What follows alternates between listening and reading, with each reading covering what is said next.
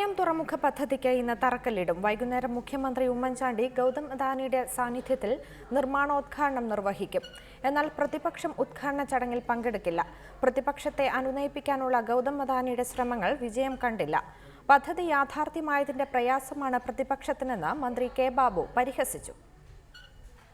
ഇന്ന് നടക്കുന്ന വിഴിഞ്ഞം തുറമുഖ ഉദ്ഘാടന ചടങ്ങിന് മുന്നോടിയായി അദാനി ഗ്രൂപ്പ് ചെയർമാൻ ഗൗതം അദാനി പദ്ധതി പ്രദേശം സന്ദർശിച്ചു.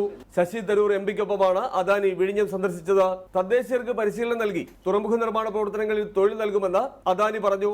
കുളച്ചൽ തുറമുഖം വിഴിഞ്ഞത്തിന് ഭീഷണിയല്ലെന്നും അദാനി വ്യക്തമാക്കി. അതേസമയം വിഴിഞ്ഞം പദ്ധതി യാഥാർത്ഥ്യമായതിന്റെ കൊതിക്കറിവാണ് പ്രതിപക്ഷത്തിനെന്ന് മന്ത്രി കെ ബാബു ആരോപിച്ചു. പദ്ധതി യാഥാർത്ഥ്യമാകുമെന്ന് പ്രതിപക്ഷം കരുതിയില്ല. തന്നോടുള്ള എതിർപ്പ് മൂലമാണ് ഉദ്ഘാടന ചടങ്ങിൽ നിന്ന് വിട്ടുനിൽക്കുന്നതെങ്കിൽ ഓഗസ്റ്റ് 17 നടന്ന ധാരണാപത്ര ഒപ്പിടൽ ചടങ്ങ് പ്രതിപക്ഷം ബഹിഷ്കരിച്ചത് എന്തിനായിരുന്നെന്നും ബാബു ചോദിച്ചു. ഇപ്പോൾ മുഖ്യമന്ത്രി ഞാനും മാറി നിന്നിട്ട് പരിപാടി നടത്താൻ പറ്റുമോ? എന്നാൽ ഈ പ്രതിപക്ഷ നേതാവിനെ കൊണ്ട് പരിപാടി നടത്തിക്കാൻ പറ്റുമോ? പറ്റില്ലല്ലോ. അപ്പോൾ അതിനകത്ത് ബാലിശമാണ്. അത് മാത്രമല്ല, ആഗസ്റ്റ് 17 കരാർ ഒപ്പിട്ടു. അന്ന് ഞങ്ങൾ പ്രതിപക്ഷ നേതാവിനെയും പ്രതിപക്ഷത്തുള്ളവരെയും ക്ഷണിച്ചിരുന്നു.